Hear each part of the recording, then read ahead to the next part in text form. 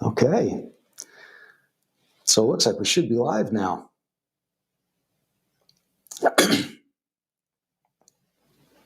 There we go. Now we're live. Hello, everybody. I'm Joe with Gramophone. We're so glad to see you guys again. We're really excited this evening because I'm always excited about these things, Kevin, but we're really excited because we've got Kevin Zarow, who is the VP for all of the Massimo brands for the Americas, joining us this evening. Kevin, how are you? Joe, it's a pleasure to be here. I think the last time we did this, it was remote, and super cool to be here to see how the sausage is made behind the scenes when you guys do Gramophone Live. It's super cool. So that's right. You were in your living room, yep. And you've got a different setup now. You've got Horizon or Grand Horizon behind you, a pair of them. Yeah. When we did that, I was transitioning from a pair. I have those big Marantz Project T1 tube amps. Yes. And I was using Bauer 702s. Yes. And then I transitioned to this. I think I told you guys or your audience and you that I was going to transition to the 702 S3 signatures. Yeah. And I did. They're fantastic. And then we released Grand Horizon, and I said I got to have these in the office and check these out. And we'll talk a little bit about that tonight. But obviously cool to work for the company and be able to switch out all this gear with the latest and the greatest. So yeah, it's a big plus. And again, for all of you who are watching, some of you may not be so familiar with us because we took a little hiatus from doing these Gramophone Live.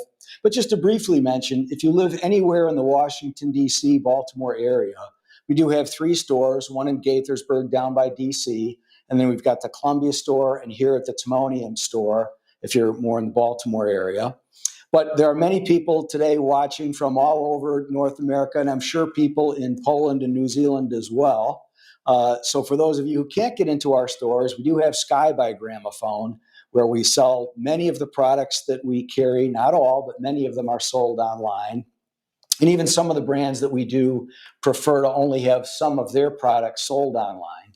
That's really only within the United States. So, we would love to have you as a customer, however it might be, whether in person or at Sky by Gramophone. We have recently done some video work, of course, we do work fairly frequently with Massimo products. Quite a bit, yeah, whether trade shows or the consumer shows. Yeah, we're pretty familiar with each other. Yeah.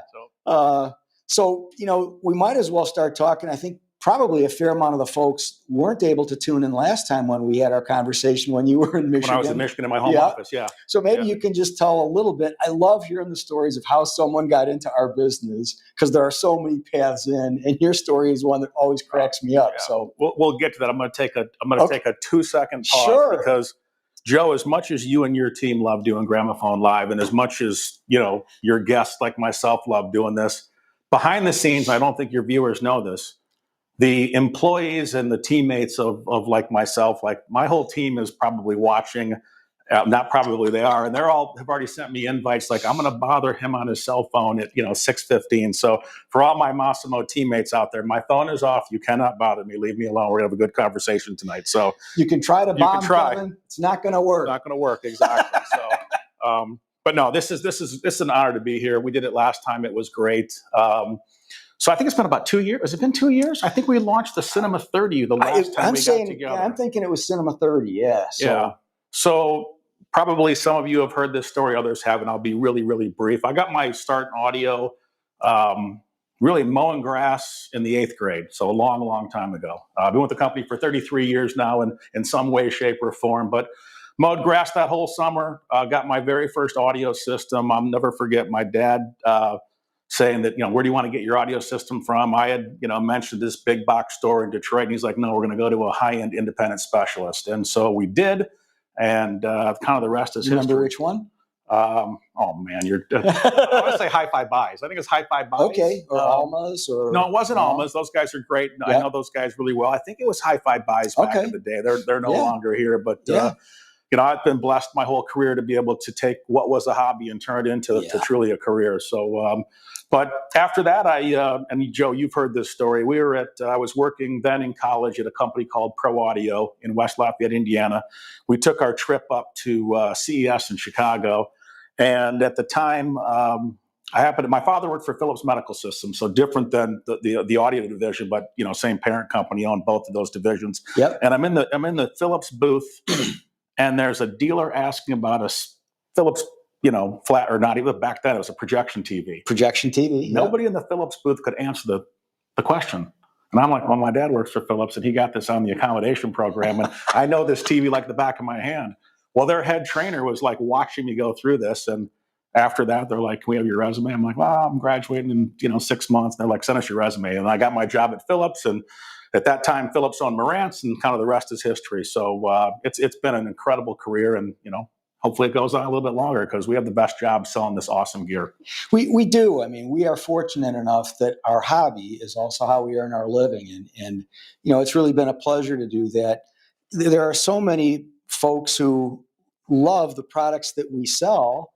And when folks come to us to talk to us about product, again, whether it's in our stores, online at Sky, or at shows where we're at, it's just fun to talk about this stuff. So, yeah, it's really a privilege to be working with these high-end products. And especially, of course, because so many of the Massimo products are some of the finest products that we have. So, because we really have some very upscale product from you guys.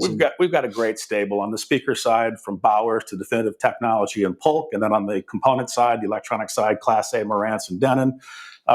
We just built some of the best products in the world, and super diverse. You want an entry-level soundbar all the way up to a $100,000 plus audio system with Bowers and Marantz, or Bowers in Class A. We can do it for you. So everything in between. Yeah, I've worked for both Polk and Definitive, and tried to get a job with Marantz at one point, but you got the job instead, as we discussed last time. Yeah. Joe and I didn't know this, but we've had a history that's crossed many paths over the last 30 years. So. Yeah, man.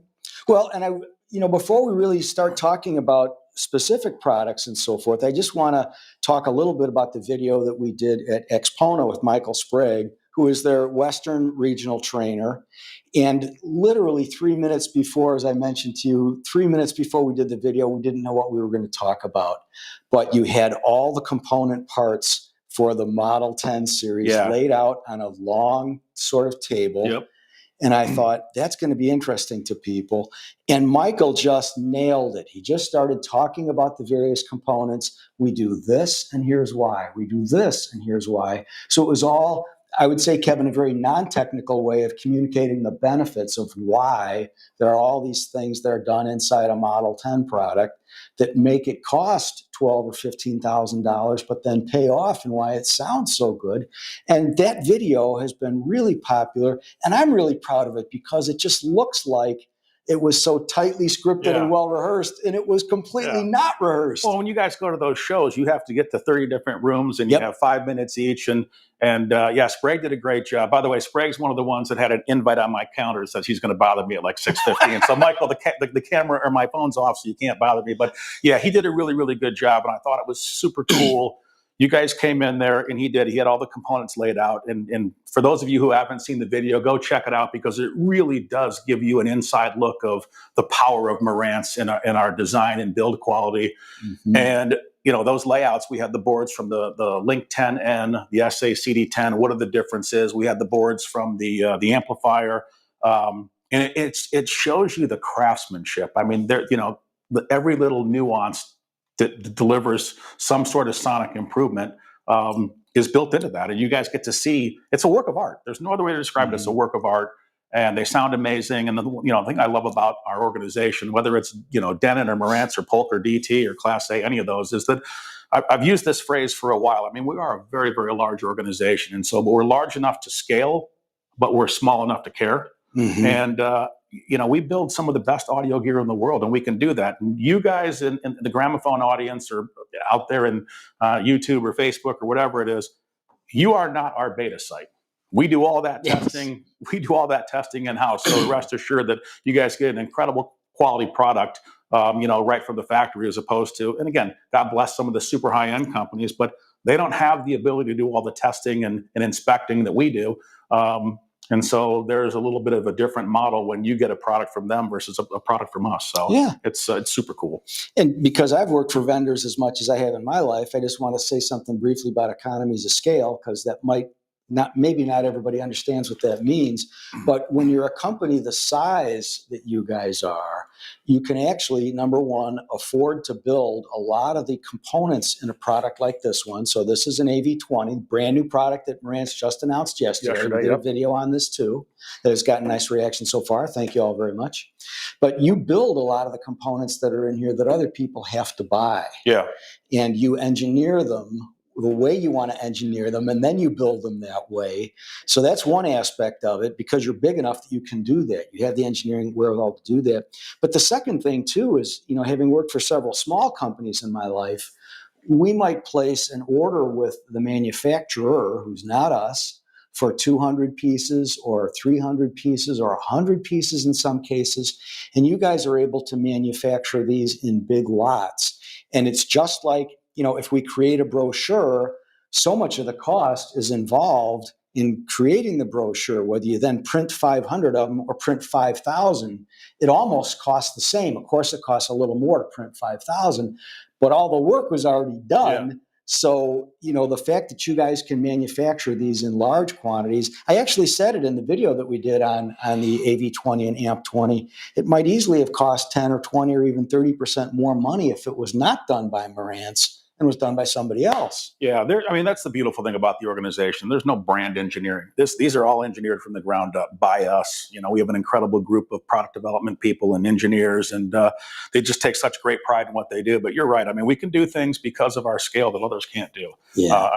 We're so proud of this piece. I hate to even call it and we'll spend more time talking about this later, but the baby brother of the AV10. But in everything we try to do, we learn from the first product, in that case, the AV10, and then we build on, or we add on to the baby brother, if you will. I think I already said that, but nothing that we do, our engineers are never afraid to take an AV10 and say, hey, we've learned over the last 3 years or 2 years, we can do these 3 or 4 things to make it even better in its price point. And they hit a home run with this one. This piece is available right now. We started shipping it, I think, on Friday, a week ago Friday. So this is going to be an absolute grand slam. Okay, fantastic. Looks like we have, oh my gosh, a fellow Michigander and a fellow audio guy, Mike Dyer, says, hello, guys. Dyer. What's up, Mike? So Mike and I worked together at Definitive Technology, but I had known him for probably a good 15 or 20 years before we worked together. So Mike, how you doing? Please, to all of you folks in the audience, don't hesitate to go ahead and type a question for us into the chat, because if we touch on something and you're a little unclear what we just said, I can guarantee there are others who are also listening who might be a little unclear. So please, fire in your questions. We'll try to periodically, check the questions and kind of go from there. Kevin, one of the things I want you to talk about a little bit that is very exciting for me is, as you know, you've already mentioned the Cinema 30, the top of the line receiver that Marantz makes. And a lot of folks, a receiver is just what they want. Right. But as you also know, to get better performance, there comes a point where staying within the one box receiver solution is not the right thing to do. You want to step into multiple boxes. So number one, I want to ask you a little bit about that. But number two, until a few days ago, we were going straight from the $4,500 for a Cinema 30 straight into $14K for the two separate pieces. Yeah, the stack, yeah. And this now not only puts something in between them, but this gives us some mix and match options, which I love. Yeah, it really does. And the cool thing about, when you think about the AV10 and now the AV20, and you think about the AMP10 and the AMP20, there's an incredible amount of flexibility. And so I won't say most people, but you guys have done a great job on your videos. So the AV10 is our 16-channel, 200 watt per channel amplifier, and you can bridge that. So you could turn that into an 8-channel amplifier or mix and match channels for your needs. AMP20, same thing.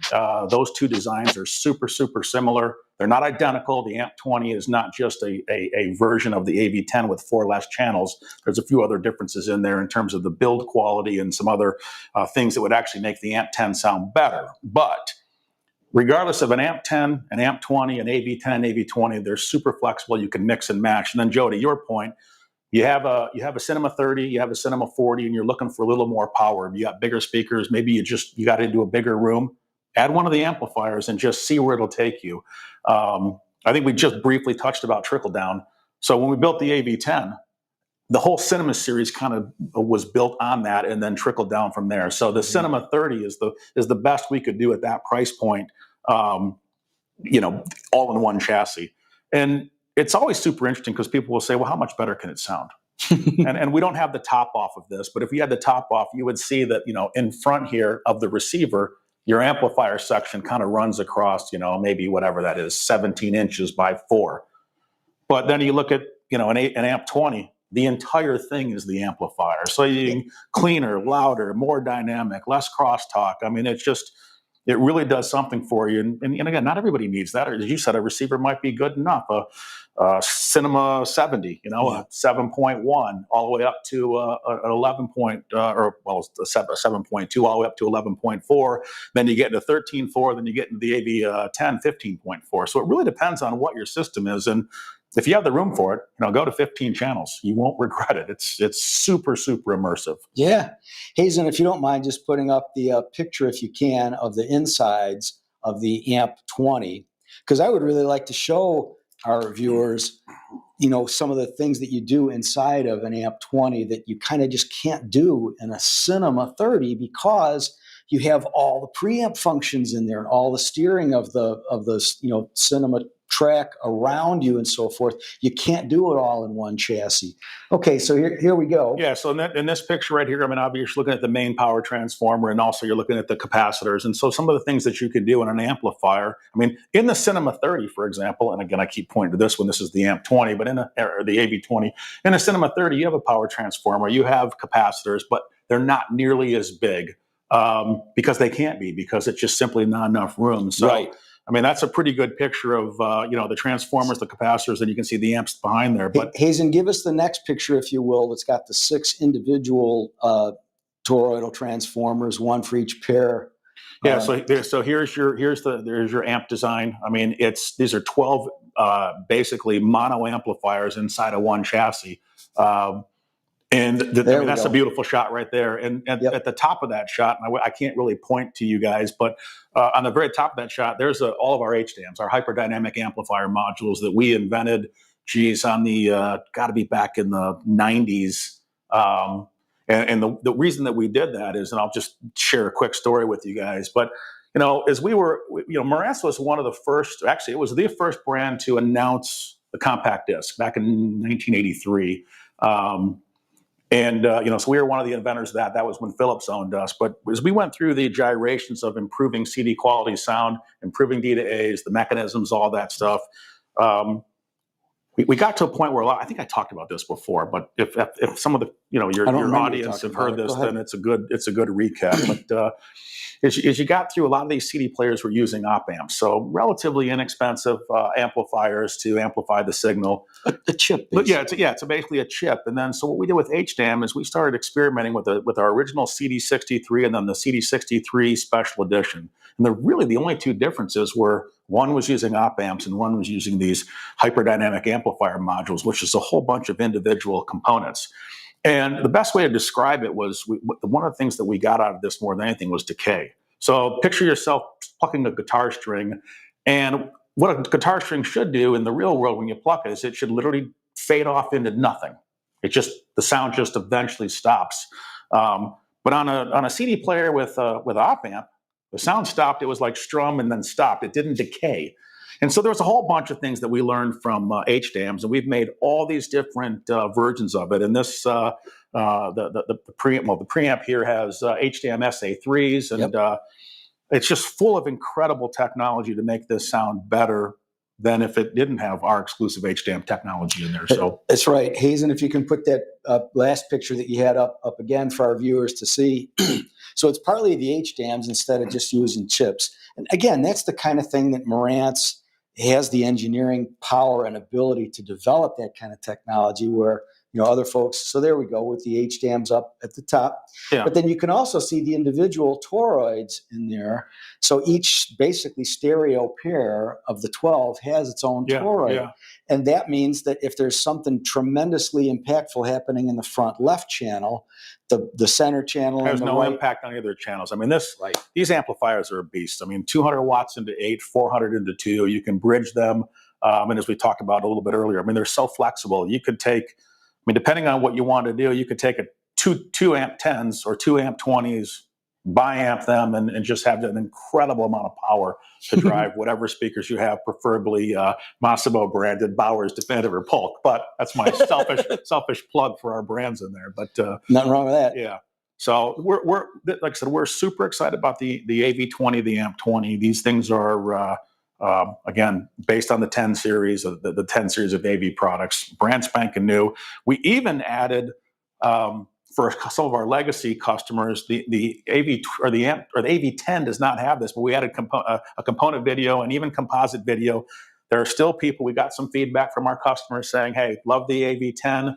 Love the fact that it's, there's no more analog inputs on there." But a couple of people said, I know this sounds weird, but I'm still using some with component video. So we actually added that back to this particular piece. So, and thank you to your guy, Philip Jones, your excellent trainer. He kind of oversees all your training. He explained to me that the reason you were able to do it was, number one, you did realize from consumer feedback that some folks wanted it. But then secondly, he said, this really won't fit in an AV10 chassis because you've got the extra channels. There's nowhere to put it. It won't. That's exactly right. I mean, so when you went to a 16 channel amplifier or a 16 channel processor, 15.4, there was nowhere else to put that. So this is a little bit of, it's ever so slightly smaller than an AV10, so it fits a little bit better.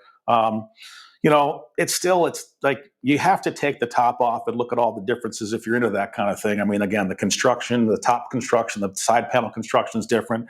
And I don't have the exact count, but there's like 500 different components in an Amp 10 or in an AV10 that are not in an AV20. So it isn't just 2 less channels.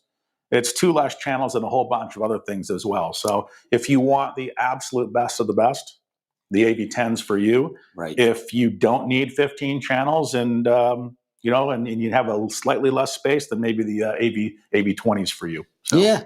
Or you can still get an AV10 because it sounds better and hook it up to an Amp 20. To an Amp 20, you could do that. That's the mix and match I wanted to talk about. If you don't mind, there's just a couple details of this that I think are extremely cool. Having worked for many years for a premium subwoofer company, I learned a lot about rooms. And as you know, it's not your room versus my room. It's your living room versus maybe your den that you decide to move some of your gear into your den or that kind of thing. A lot of people will put systems in their basements. Anytime you do a system, the room that you put it in is one of the most important components that you have. And one of the biggest problem areas, as you well know, Kevin, is in the bass frequencies, in the bottom octaves. Well, you can regain control back from your room, at least to some extent, simply by adding subwoofers. And you've got something really cool going on. Not only do you have 4 subwoofer outputs here, both RCA and balanced, and balanced, which is great because typically balanced will give you better performance than an RCA connection. By the way, people ask that all the time. Is there a difference? Yeah. And the answer is absolutely yes. And I will clarify that. If you have you shouldn't have your amp and your preamp stacked on top of each other, but they could be on 2 shelves within, a couple inches apart. You might not want to run balance there because that's you get the balance eliminates all your noise on super long runs. So if you're 6, 8, 12 inches apart, probably don't need to run balance. But you're also going to be at that point in time, your subwoofers are going to be all over your room. And they could be running, by a power line or something. They are subject to pick up noise. So having the subwoofer cables in balance is really, really important. Right. And then there's also another consumer out there that and it doesn't really work so well for an Amp 20 or an Amp 10 because it's going to be near your audio rack. But you'll see a lot of systems out there where the amplifiers are set right next to the speaker because where are you going to pick up most of your noise? In your speaker line, in your speaker runs. And so you run long balance cables to your amplifiers and you have your amps right next to your speakers and you have a short speaker wire to the speaker. Mm-hmm. Super easy way to do it if that fits your living room and you want amplifiers all over the place. But yeah, man. And of course, balance typically has about 6 dB more gain, so that's a good thing. The part that I was also going to touch on, though, is not only were you guys smart enough and caring about your customers enough to put both balanced and RCA connections for the 4 subwoofers, but these can be individually calibrated. Yeah, correct. Correct. So out of the box, this has Odyssey auto calibration, super robust. We've been using it for years. It does a really good job. But for those of you who are like really into this, or for our custom integration guys who may be on the phone, you guys can do the software upgrade to Dirac, and that gives you the ability to control all 4 subs independently. I mean, you and I have been doing this for a long time, and you think about the days stereo review, and they used to do the articles on whether one sub in the corner or subs in the corner are stacked on top of each other. We could spend an hour just talking about subwoofer just that, yeah. And but Odyssey and or Dirac will help you correct errors in your room that you can't control. I think I commented on this the last time that we had our conversation, Joe. Is at that point in time was my 2-channel room, and I had my tube amps in there, and I had it. I don't remember what the speakers were at the point in time, but a customer commented about, well, you have a glass door to your left. That's a terrible way to listen to music.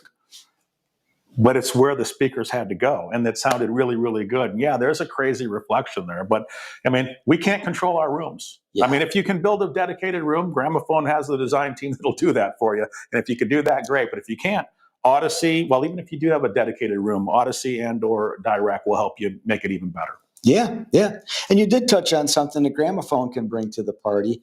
Very few rooms are perfect, and almost no rooms are perfect.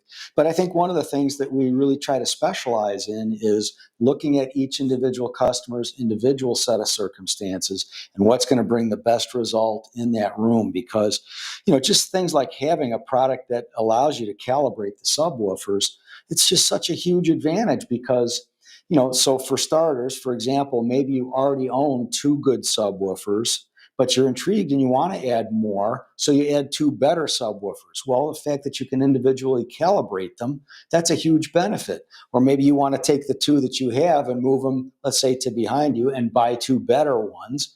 That's the kind of thing that you can really take care of a lot of the room issues just that way. And it's great that we have these sophisticated technologies now, like multi-cue and Dirac Live that didn't exist 10 years ago, right? Or they existed in less refined forms. Yeah, and it's like the subwoofer thing. You used to get questions all the time. Well, your receiver has 2 subwoofer outputs. Well, in a lot of cases, not in this case, because there are 4 independently controlled subwoofer outputs, but there was just a Y connector. So you had 2 sub outputs, but behind there was a single cable or a single connection. Not the case anymore. And I think in the world that we used to talk about, 5.1, 7.1, 9.1, I mean, literally here we are talking about, 13.4 because it's 4 independent subwoofers. It's not, there are no Y connectors back here. You can use 1, 2, 3, or 4 anywhere in the room, and calibration will help you make it perfect. Yep, love it. Okay, we got another MD Chaz. MD Chaz, I don't think I've ever met you, but I know I've responded because you've commented a couple times on our YouTubes. So we've gone back and forth a little bit there. So thank you for letting us know that you're interested in the conversation. Carlton Simpson is asking, what are the main differences between this and the AV10? So we've already actually talked about a couple of them. Yeah, it's actually, I don't want to say it's pretty simple, but it is pretty simple when you think about the number of channels that you have. Yep. So you go from 13 to 15. But really, when you start to dig into the differences, it's the construction of the chassis itself, the outer shell, how much shielding we have in the AV10 versus the 20. The 10 obviously has more. The different double layers and triple layer bottom plates. And there's just a whole lot more components. Now, you could challenge me and say, well, yeah, but it's 2 more channels, so it has to be more components. Absolutely. So there's more components because it's 2 more channels. But just the things we do in there. I mean, if you were to do a schematic, you would see, I'm going to make up a fake number, 1,000 parts on one, and then 1,200 parts on the other to make up for the 2 extra channels. But then there's another 300 or 400 parts that impact sound quality. So there, if you have the right system, the right room, and the right, music, if you will, you can hear the differences between the 2 preamplifiers. And at that point in time, though, everything that we've tried to do here does come from the 10. But it's really all about the components on the inside. I mean, if you just wanted to say it's 2 more channels, that's not proper. It's much more than that. Yeah. So, yeah. Even while the amp 10 and the amp 20, I don't think anybody's asked the question yet. Those are much more similar. Again, the construction is different. There's some more shielding inside the amp 10, But really, when you start thinking about that, it's a 12-channel amp versus a 16-channel amp. So there's less differences there, other than the construction versus the AV10 and the AV20. The AV10 is really, as a matter of fact, when we launched the AV10, Marantz has done super high-end 2-channel for a long time. I mean, we did monoblocks a few years back for our 50th anniversary and I think 60th, and those were $12,000 monoblocks. And then we did these Project T1s that were $50,000. So we've done really high-end 2-channel. The AV10 was our most expensive theater preamp that we ever developed. And in theory, it probably actually should have been a lot more than the original $7,000 price tag, based on what our competitors were doing, what was on the inside of it. But because it was our most expensive preamp ever, we were like, well, we've had 5 and 55. Let's inch higher as opposed to go to 8 or 9 or 10. And I mean, even at 10, it's still a damn competitive piece of gear. It's really, really wonderful what it does. So it's an awesome product. And one other thing that I'll say too, and I know you know this also, but reliability is a big thing for us, because we know that it really upsets customers when things go wrong. And things do go wrong. I mean, even when we sell premium products and we really take care with an installation, okay, things happen occasionally. But one of the things we love about the AV10s that we've sold, and we've sold quite a few, is they've been super reliable for us. And I think a part of your engineering approach is making sure not only does this thing have the features we want and does it perform the way we want, but is it built in a reliable way? Yeah, and these are built AV10, AV20, AMP 10, AMP 20, and I mean, Cinema 30, Cinema 40, I could go down the whole list. I mean, these are built in our Shirakawa, Japan facility. I mean, yeah, there's a production line there, but these are more hand-built than they are, production line built, especially when you get into the big guns like the new Model 10 integrated amp and the SACD10 and then the Link 10. There's a group of 5 or 6 people, and they have their own workstation, and they do build those by hand. Now we spin all of our own boards, and we have a production line for that. But I think we should probably, we got your team over to the UK to do a Bowers tour. That's right. We really need to get your team over to Shirakawa. It's such a world-class facility. There's like nothing like it, and the pride of that team building this product, it's incredible, and the stuff is reliable, and we have a 5-year parts and labor warranty on all this stuff. So we put our money where our mouth is. So and as we should. I mean, this is premium gear. Yep, love it. Any other things we want to talk about with either the AMP 20 or AV20?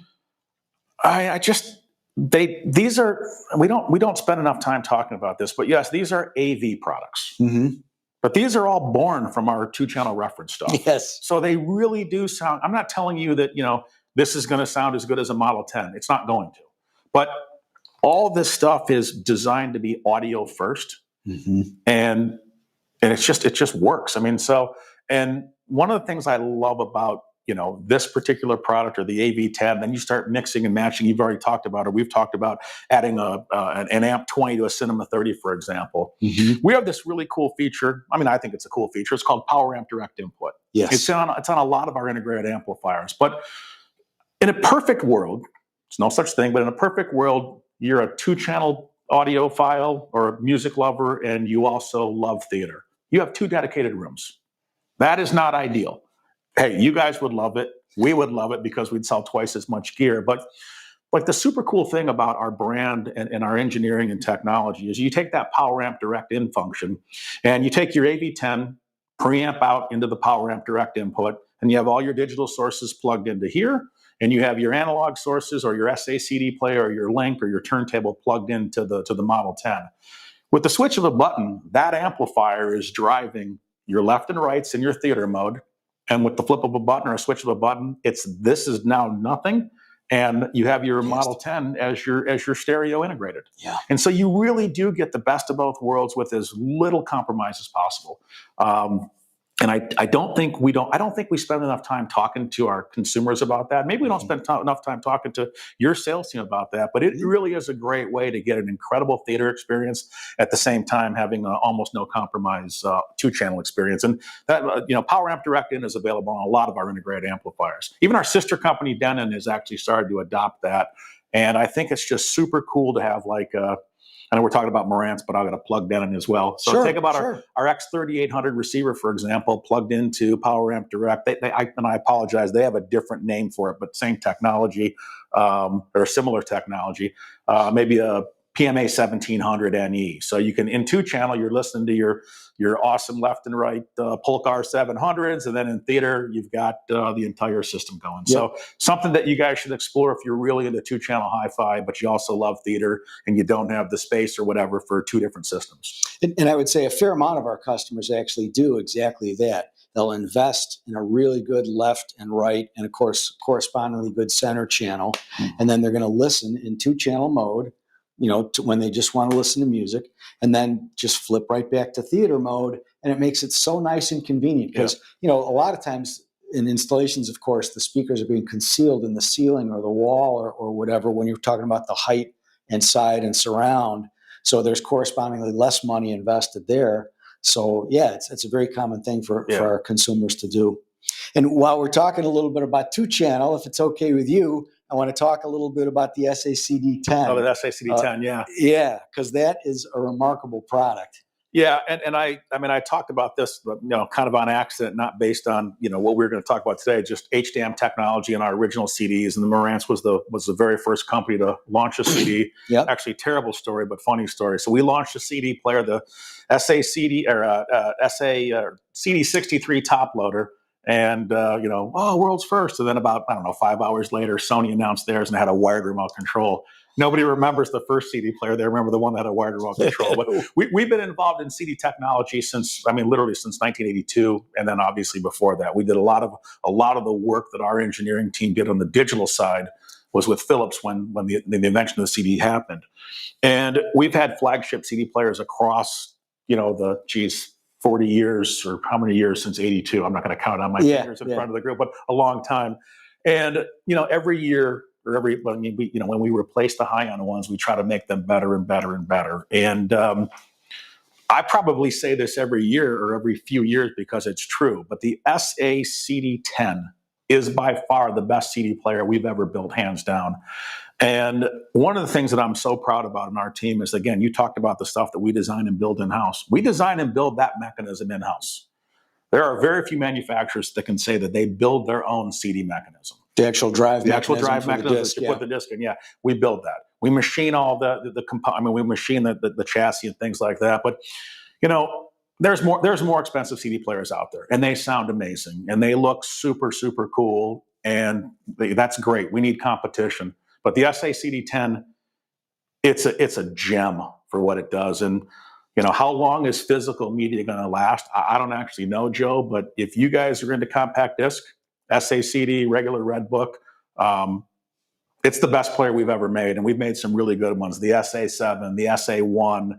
I could go down the line, but this one is really, really special.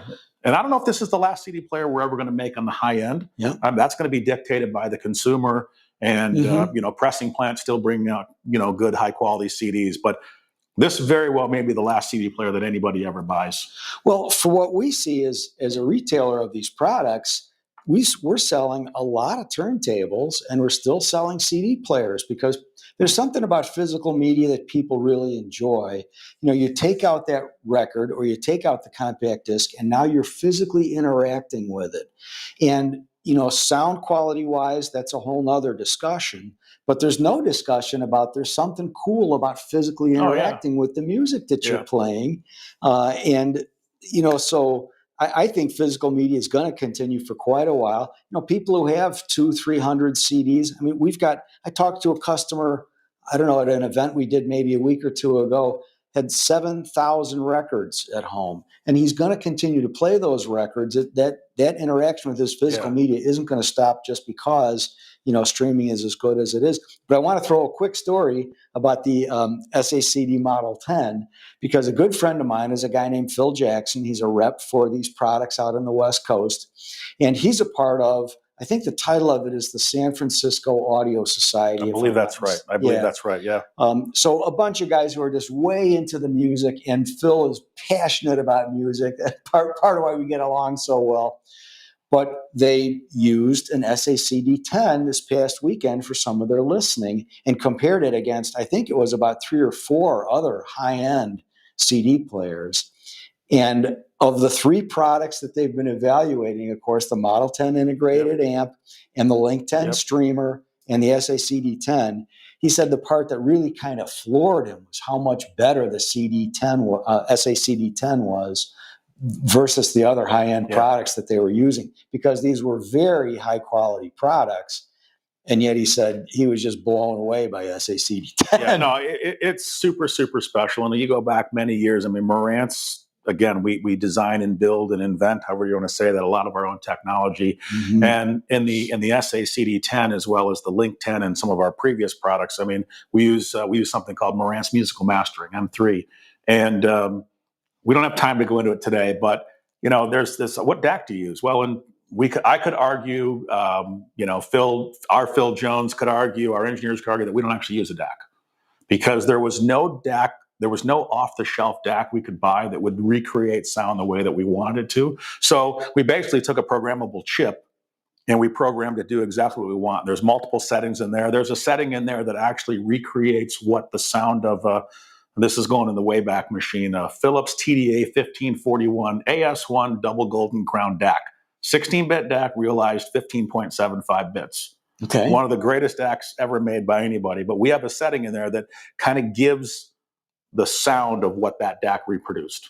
So the DAC that you're using is one that really is your DAC.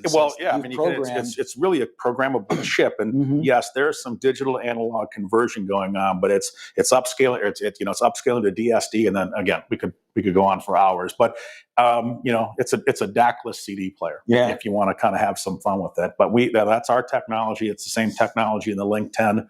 Actually, I think it's a kind of a cool segue. We built streamers for a while, going way back. We had the NA11 was I think our first super high-end streamer. I monitored the forums, and there's a lot of those still out there. The Link 10N is truly, truly special. And one of the things I love about it is, one, it's an incredible streamer. It will give you the absolute best sound, and whether you're streaming Qobuz, which hopefully you guys know that we just launched Qobuz Connect last week, I think, and it's great fanfare.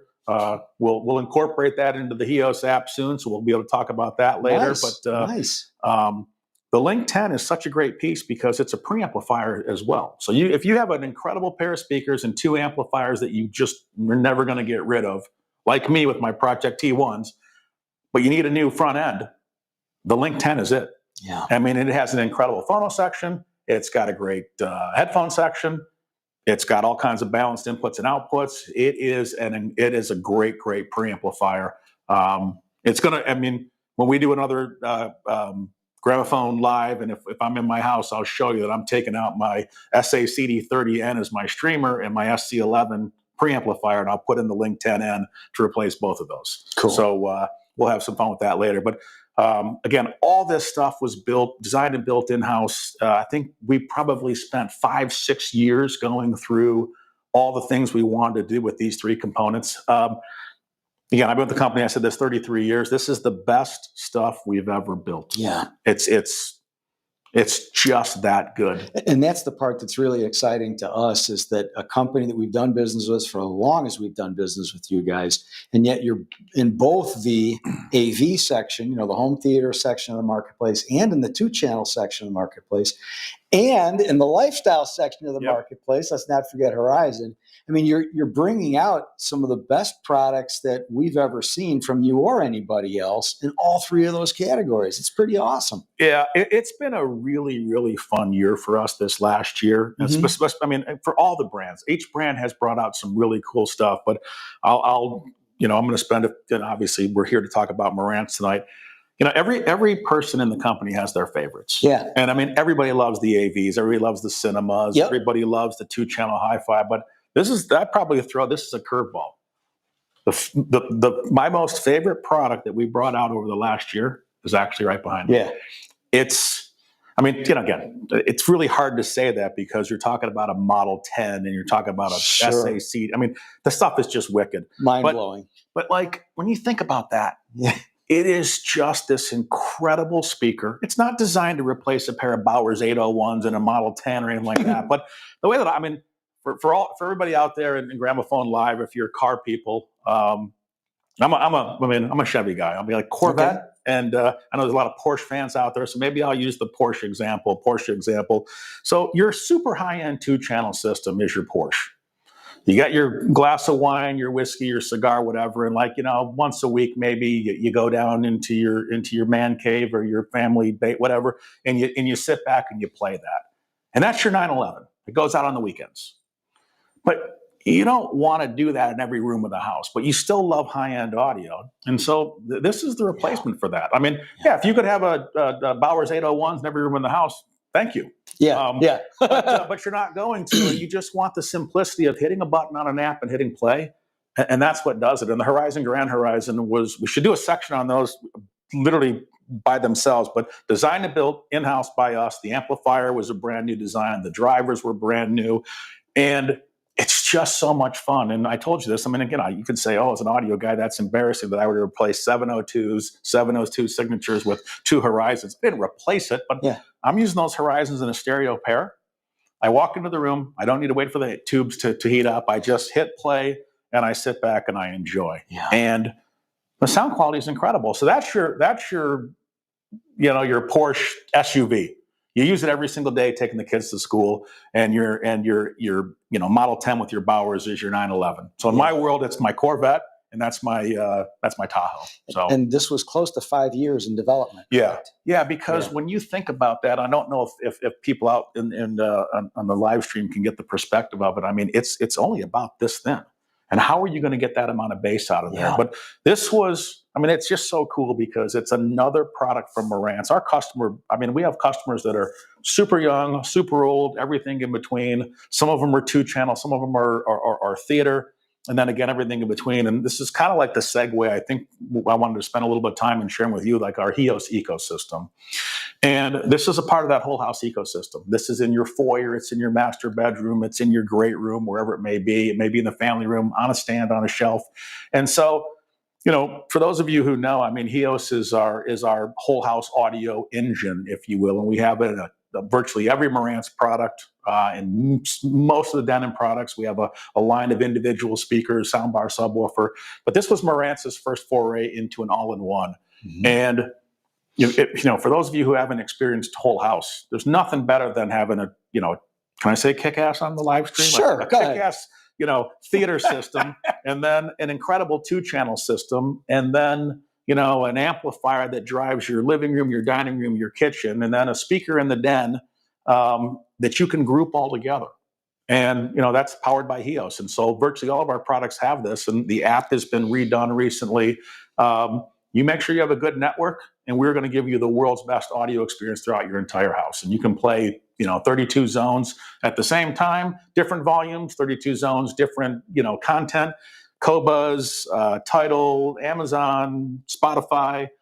So it's just, if you love music, our ecosystem is really, really cool. And we just celebrated our 10-year anniversary with HEOS. And to have that type of product, to be able to reproduce that type of sound, and I think it's just a beautiful, iconic design that just fits perfectly with a Model 10 or an AV10. We can control your whole house. So I'm glad because that was going to be my next question, was just talking a little bit about HEOS, because there's a couple things I want to make sure that we mention about HEOS in case you're not familiar with it. One is that we have done in this industry over the last 30, 40 years, a lot of completely wiring houses to be able to put speakers in each and every room, or as many rooms as the consumer would want. But that concept really works well if you're building a new house. If you're moving into an existing home, especially an older home that has particular types of wood floors and things you don't want to tear up, that's not really an option to put music throughout, or it's a very complex option if you want to put music throughout the house. And so one of the things that I think people love about HEOS, once they kind of uncover it, is that you really have the choice of just playing music in one room or several rooms and having that synchronized, or you can play music in all the rooms that you have a HEOS product and having it synchronized. And you don't have to be running wires into each and every single one of those rooms to get it done. So, the HEOS platform, and again, you touched on something else that's important to say about HEOS. When it was first brought out, I think it was roughly 10 or so years ago. 2014. So almost 11 years ago. Yeah, 11 years ago. It wasn't as reliable and stable and not all the cool features that you have now, but you guys have really been updating that platform on a consistent basis. And, I know there are some of our salespeople here at Gramophone who really kind of only sell HEOS now because they really want to give the customer, they know how much the customer is going to enjoy it, and they really want to give a reliable experience. And that is what HEOS is. And it's high resolution audio. And it's high res. It's high res. I mean, a 192, 24 DSD, we can keep going, but it is a really, really, really cool ecosystem. And, I think on our end from Marantz and on your end is our partner, we all need to do a better job making sure the customer knows that every Marantz receiver they buy has the HEOS engine inside. And so you have the start of an ecosystem with almost every Marantz purchase, every AV receiver purchase anyways. And, again, it runs from relatively inexpensive all the way up to a $12,000 streamer in the Link. Our sister company Class A and their Delta Pre Mark II has HEOS built in. So we actually love the technology, and now that we have an all-in-one speaker, it just allows us to kind of take it even farther. Yeah, okay.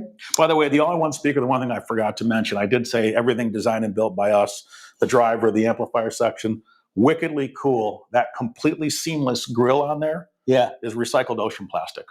I remember talking about that. I mean, it's like we're also helping the environment at the same time of giving you incredible sound. But that thing will play so clean, so loud, it will be able to blow you away. It is kind of mind-blowing for what it is because it's not physically huge, and that's the differentiator. Yeah. So we've got a little bit more consumer interest here. Oh, this is MD Chaz again saying Marantz vintage gear is highly prized, which it is. Yes, it is. Yep. Love my 4400. Is Marantz considering creating products that pay tribute to some of those older models? And of course, there are very specific older ones that are highly prized too. So who's that? That was from MD Chaz. So thanks for the question. It's actually a really interesting question because we do talk about, from a product standpoint, do we do a throwback receiver or things like that? But one of the things that I will tell you is in every product that we do, there is always something that talks to the history, whether it's the circle display on here, for example, that was found in the original Model 9 back in the 60s. Even if you look at Horizon, I mean, we don't have it turned on right now, but the volume indicators are actually the pieces of the Marantz star. So everything we do does speak to the history, the symmetrical design. So if you're asking if we're going to bring out a recreation of a 2270, I certainly can't answer that for you right now, but I can tell you that in everything we do, there is some throwback to the Marantz iconic design. Again, symmetrics, the star display, the circle display. So I don't know if that really answers your question, but that's as good as I can give you right now. So. Well, I do know, MD Chaz, that when I first started getting into this whole thing, there I was as a high school kid. First off, reading stereo review and thinking, boy, this stuff is just fascinating. And then going into in Chicago, Illinois, Playback and Music Craft and all these places that sold Marantz. And I just thought that the 2230 and the 2245 and the 2270 were the coolest looking things going. Yeah. No, they're awesome. And I mean, to his point, the used market for Marantz is incredible. I know. It's crazy. I know I'm getting older, and but I have a good mix of old and mid and new. Yeah. And everyone says, well, what's the best? Well, what's better, a 2025 Z06 or a 1969 Stingray? I mean, there's no bad answer there. No one's gonna say I don't want the Stingray because it's from '69. You're gonna say absolutely. Yeah. So, and that's really one of the coolest things about our hobby too, is that what's the best one for you? Because one customer comes in and cares very much about the aesthetics and the beautiful look of a product like this. And the next customer couldn't care less about the looks of the product. They just want the best performance. And the next customer maybe listens to a speaker that has relatively, let's say, less bottom end. The bass isn't quite as good as another speaker product in the same price range. but the customer after that really wants the absolute best bass they can get. Yeah. And so, a lot of times when we're in the forums and guys are kind of arguing back and forth about this and that, the answer really is, what's the best thing for you? And I like to think, again, at Gramophone, that's one of our strengths is it's not so important to us what price range you want to be in, how much you care about aesthetics. We right now are in what we call the invisible theater because we're broadcasting this, I guess is the right way to say it, in a room where you don't see any electronics at all. And by the way, it is a Marantz receiver that powers this whole room. That's but cool. this is a full Dolby Atmos 9.2 home theater that has fantastic performance, and you don't see anything. Yeah, you don't see any of it. Yeah, and I've listened to this theater. It's pretty damn good. It's really good. Impressive. Interesting. You talked about design. If you look at this receiver or this AV20 right here, when we changed over from what we called, and our internal code name was called M1. That was the design before this that we launched literally in 2000, so 25 years ago. And this design came out about 3 years ago. We wanted this design to look as good on a shelf in your living room or your family room as it does in a rack. And so for those of you who know, there's a lot of custom integrators. You guys have a huge custom integration department where all this gear is hidden. You never see it. It's in a beautiful rack in a basement somewhere. The wiring is second to none. But this looks incredibly gorgeous in that rack. When you open that rack and you see the stack of Marantz, it looks really, really good there as well. I think we did a really good job, weighing the in-room, in a place you're never going to see it. It looks beautiful in both of them. So that was part of the design as well. That's part of the symmetry that we talk about. Yeah. I thought it was really the coolest thing. Somehow this escaped me. I didn't know about it, but the lights that you have the lights on the side, are dimmable. Yeah. I didn't know that. Yeah, they're dimmable. You can't change to 17 different colors, but they are dimmable. So I'm actually fairly dimmable. I'm kind of dim as a person in general, but I can be stupider. So, but there's a lot of alcohol involved. Yeah, well, exactly. So, well, just joking around here a little bit. We have a couple more comments. Let's see. Carlton is, I think, agreeing with MD Chaz. I think a lot of younger customers like the vintage look, but the modern reliability and tech. So. Yeah, and Carlton's agreeing. Yeah, what he said. Yeah, exactly. Well, it is cool to see. It's super, super cool to see a younger generation coming into the audio world, and some of them are coming in through going to used shops, eBay, going to you guys, and finding an old 2270, and it's super retro. They put their turntable up to it. And Marantz again, it's generational. So, yeah, man. My father and my uncle used to argue way back in the day on what was better. I won't even mention the two brands. Marantz was one of them, and there was another brand. And I'll leave the other brand out, but you bought Marantz when you wanted really good sound, and you bought the other brand when you just wanted to show off. And so they used to argue about that all the time. So I love it. Well, we try to keep these things to an hour-long time frame, and we're right up at our 6:29 here. So just to say a couple things real quickly. The first is, this conversation, if you maybe had to step away because something came up and then step back to it, this conversation will live on YouTube because, of course, it just gets posted immediately after we finish up here. So if you missed any of this, just rest assured that it's all going to be up there. Second thing to say is just to remind everybody who might not have been able to join us right at the very beginning, we have 3 stores here in Maryland, Timonium, Columbia, and Gaithersburg down by the Washington, D.C. marketplace. So if you can come visit us, we'd love that. And thank you, Hazen and Charlie, for putting up the little graphic here of the stores. Also, we sell many of our products at skybygramophone.com, where you always get a secure checkout and fast and free shipping straight to your door. That's within the contiguous 48 states. The other thing I absolutely want to say is thank you so much, Kevin. I know how busy I've been in the various jobs I've had in this industry, but I can only imagine that with all the different brand responsibilities that you have, that your schedule is packed. And yet you came here to be with us. This is awesome. Joe, this is awesome. I love pitching our products, and I love hanging out with you and getting feedback from our customers. Without them, we're nothing. That's right. So thank you out to everybody on Gramophone Live Land for your support and your continued support. This is a pleasure. Yeah, thank you so much. We're glad you think it's a pleasure. And again, thanks to all of you who have watched. And if you haven't, by the way, just go ahead and like and subscribe and click that little bell icon so you're always aware of our upcoming content. We've enjoyed being with you this evening, and we look forward to seeing you at our next video.